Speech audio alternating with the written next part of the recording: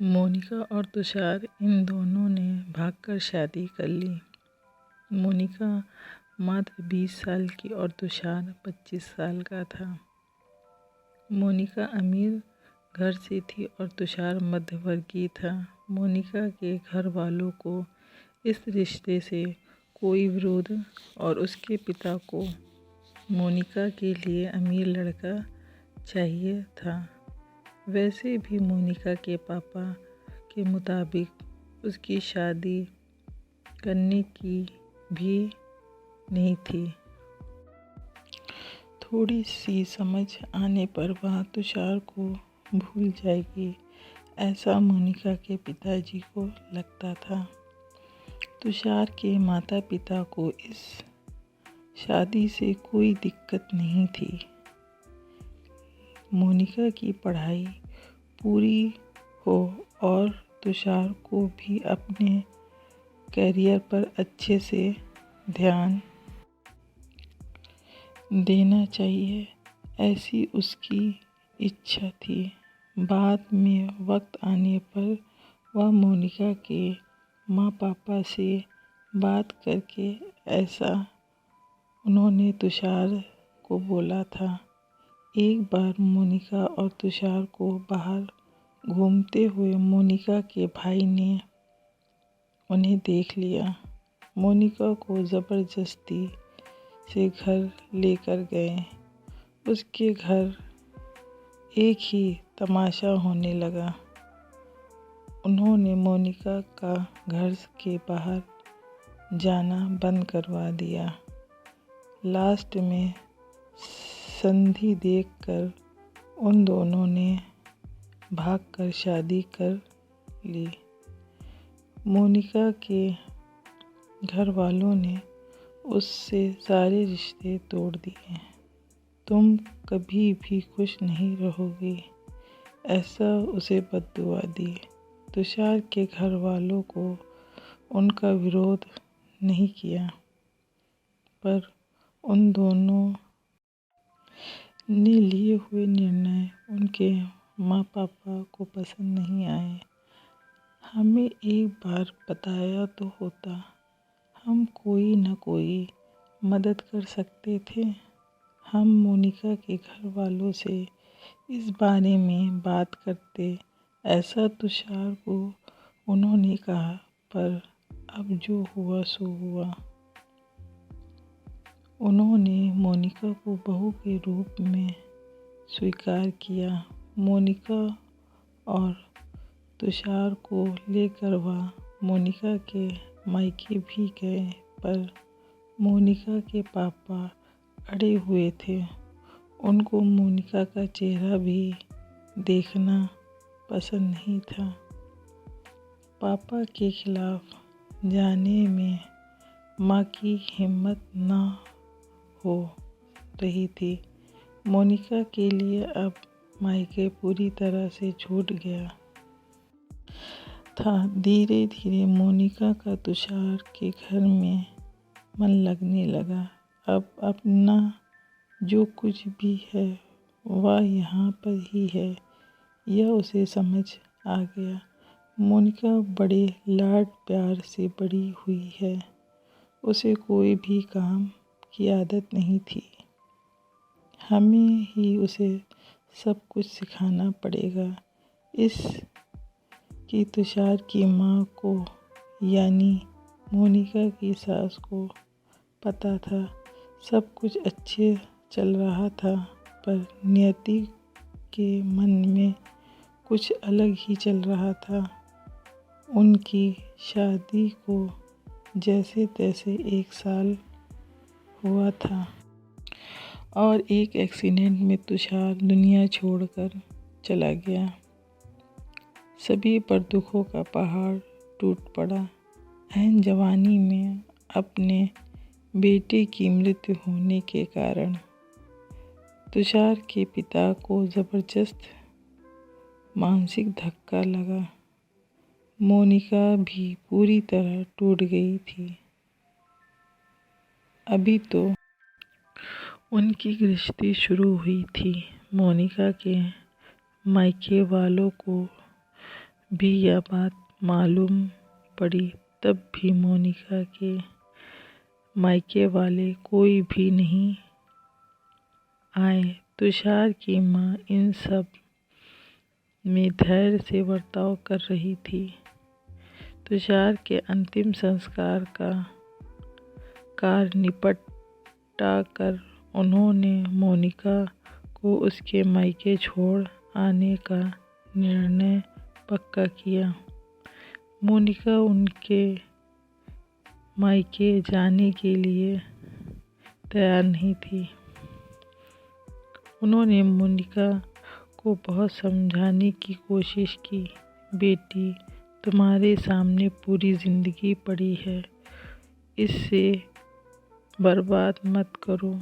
मैं बात करूँगी तुम्हारे माँ पापा से, ज़रूरत पड़ी तो मैं उनके पैरों तक पकड़ लूँगी। उसे समझाकर वो उसे उसके मायके लेकर गए। वहाँ पर भी उन्हें निराशा ही मिली। उसके मायके वालों का गुस्सा मोनिका पर कम नहीं हुआ था। तुषार की माँ ने बहुत मनाने के बाद भी उन्होंने मोनिका को माफ़ नहीं किया। उसके पापा ने कहा, आपको वह बोझ लग रही होगी तो आप उसे कुएं में डाल दो। तुषार की माँ पापा मोनिका को वापस घर ले आए। मोनिका के वापस आने पर घर के बाकी लोग थोड़ा नाराज़ थे। अब मोनिका को कोई भी खुले मन से स्वीकार करने को तैयार नहीं था। कुलक्षणी अपशकुनी पोते को निगल गई मेरे, अब बेटे को भी निगल जाए। यह ऐसा बोलकर तुषार की दादी मतलब मोनिका की दादी सास उसे ताने दे रही थी। उस वक्त तुषार के पापा की तबीयत बहुत ख़राब हो रही थी। यह सब मोनिका को सहन नहीं हो रहा था। उसने ठान लिया कि यहाँ से दूर निकल जाना चाहिए। रात को सब सो जाने के बाद वह निकलने वाली थी। तभी उसकी सास जो जाग रही थी, उन्होंने मोनिका को रोका। कहाँ जा रही है ऐसा पूछा। माँ मुझे जाने दीजिए, मैं अपशकुनी हूँ, मेरी ही वजह से यह सब हुआ। मैं तुषार की ज़िंदगी में आती नहीं तो हमारी शादी नहीं हुई होती, तो आज वह जिंदा होते। पापा की भी यह अवस्था होती नहीं। मुझे जाने दीजिए, मैं यहाँ नहीं रह सकती। वक्त आने पर आत्महत्या कर लूँगी, पर अब यहाँ नहीं रहूँगी। सच में मेरे यहाँ आने से इस घर पर सारी खुशियाँ चली गईं। मुझे कोई अधिकार नहीं है यहाँ रहने का। मोनिका रोते रोते सब बोल रही थी। उसके सास ने उसे पहले शांत किया। मोनिका तुम दोनों मिलने नहीं होते तो तुम्हारी शादी नहीं होती। तो उस दिन उस ट्रक ड्राइवर ने नशा में गाड़ी नहीं चलाई होती। रास्ते पर लोगों ने तुषार को वक्त पर हॉस्पिटल ले गए होते। तो बहुत तो है बेटा, और अब वक्त निकल गया। इन सब बातों का विचार करने का। तुषार तो मेरा बेटा था। मेरा क्या अवस्था अवस्था होगी। इन सब में एक बार तो विचार किया क्या तुमने? वह तो चला गया और अब तुम भी चली जाओगी। मुझे मोनिका, तुम मुझ पर बोझ थी, इसीलिए मैं तुम्हें तुम्हारे मायके छोड़ने नहीं गई थी। तुम्हारे सामने पूरी जिंदगी है। किसी के चले जाने से हम जीना तो नहीं छोड़ सकते।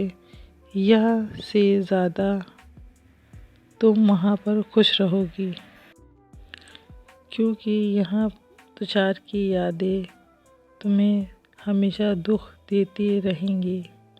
ऐसा मैं सोचती थी, पर जाने दो, जो हुआ सो हुआ। अब तुम तुम्हारी पढ़ाई पूरी करोगी। मैं तुम्हारे साथ हूँ और इनकी चिंता मत करने के लिए मैं हूँ ना। सिर्फ तुम्हारा साथ चाहिए मुझे बेटा। इस सब में तुषार के जाने से हर कोई परेशान था। हर किसी के बोलने का तरीका अलग अलग हो गया। तुम्हारा दुख में अच्छे से अच्छा समझा सकती हूँ, पर अब तुम संभलना होगा, लोगों का बोलना नज़रअंदाज करना होगा। तुम्हें मन लगाकर पढ़ाई करनी पड़ेगी।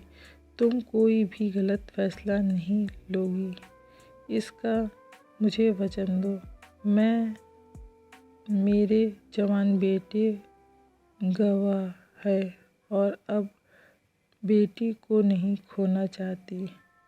सास को बातें सुनकर मोनिका को रोना आ गया। उसने सास को गले लगाकर, माँ, मैं कहीं नहीं जाऊंगी आपको छोड़कर।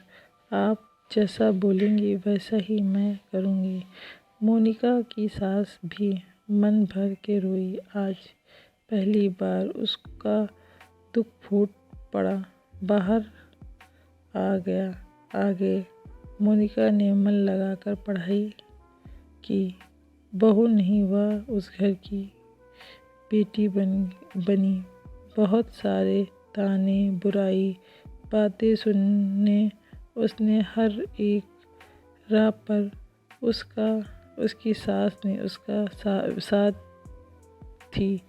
वो दोनों एक दूसरे की ताकत बनी। मोनिका IAS अधिकारी बनी। अब उसे दोष देने वाले लोग का मुंह बंद हो गया। मोनिका के मायके के वालों को भी ये खबर पता चली। उसके पापा के सिवा मायके के बाकी लोग उसे पूछने लगे थे।